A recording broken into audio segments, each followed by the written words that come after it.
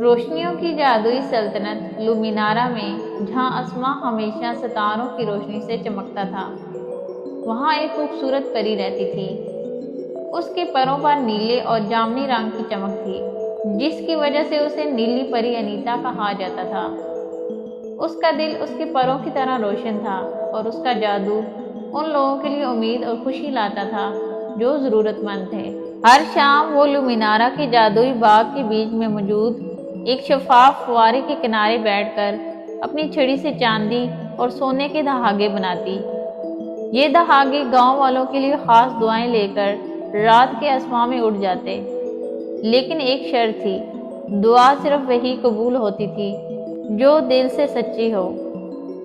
ایک دن انیتا نے ایک چھوٹی بچی کلارا کی مدھم سسکیاں سنی۔ وہ بچی قریب کے گاؤں میں رہتی تھی اور اکثر جادوئی باغ میں آ کر اپنی باتیں پریوں سے کہتی تھی۔ کلارا کی صرف ایک خواہش تھی، وہ اپنے والد کی ہنسی واپس لانا چاہتی تھی۔ اپنی ماں کے گزر جانے کے بعد اس کے والد خاموش اور غمگین ہو گئے تھے، اور وہ اب ویسے خوش مزاج نہیں رہتے تھے جیسے کلارا کو یاد تھا۔ کلارا کی دعا سن کر انیتا نے فیصلہ کیا کہ یہ خواہش پوری کرنے کے قابل ہے۔ اس نے اپنی سب سے قیمتی جادو سے ایک چھوٹا سا روشن گولا بنایا۔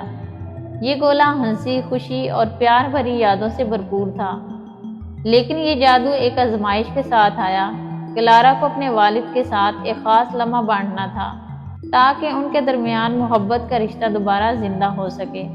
انیتا رات کو کلارا کی کھڑکی پر آئی اور خواب میں اسے سرگوشی کی، اسے اس آزمائش کے بارے میں بتایا۔ صبح جب کلارا جاگی تو اس کے ہاتھ میں وہ جادوئی گولا موجود تھا۔ وہ پرجوش تھی اور اس نے اپنے والد کے لیے ایک ایسا دن منصوبہ بنایا جو ان کے پرانے خوشگوار لمحات کی یاد دلاتا۔ کلارا اپنے والد کو میدان میں پتنگ اڑانے کے لیے لے گئی، جیسے وہ بچپن میں کرتے تھے۔ شروع میں اس کے والد ہچکچائے، لیکن کلارا کی ضد اور ایک تیز ہوا کے جھونکے نے پتنگ کو اتنا اوپر اٹھا دیا کہ ان کے چہرے پر مسکراہٹ آ گئی۔ انہوں نے ساتھ مل کر تصویریں بنائی اور دن کے اختتام پر ستاروں کو دیکھتے ہوئے کہانیاں سنائیں۔ انیتا پری یہ سب فاصلے سے دیکھ رہی تھی۔ کلارا کی جیب میں رکھا گولا ان کی کہکوں سے روشنی پکڑنے لگا۔ جیسے ہی کلارا کے والد کا دل کھول کر ہنسنا شروع ہوا، گولا چمکتی ہوئی چمک میں بدل کر ہوا میں بکھر گیا۔ جادو مکمل ہو چکا تھا۔ اس دن کے بعد کلارا کے والد نے اپنی خوشی واپس پا لی اور ان کا گھر محبت اور ہنسی سے بھر گیا۔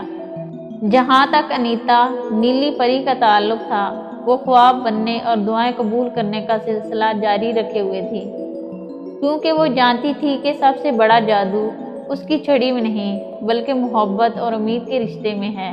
نیلی پری انیتا کی کہانی لومینارا میں ہر جگہ مشہور ہو گئی، جو یہ سبق دیتی تھی کہ خوشی کی ایک چھوٹی سی چنگاری بھی تاریک ترین دلوں کو بھی روشن کر سکتی ہے۔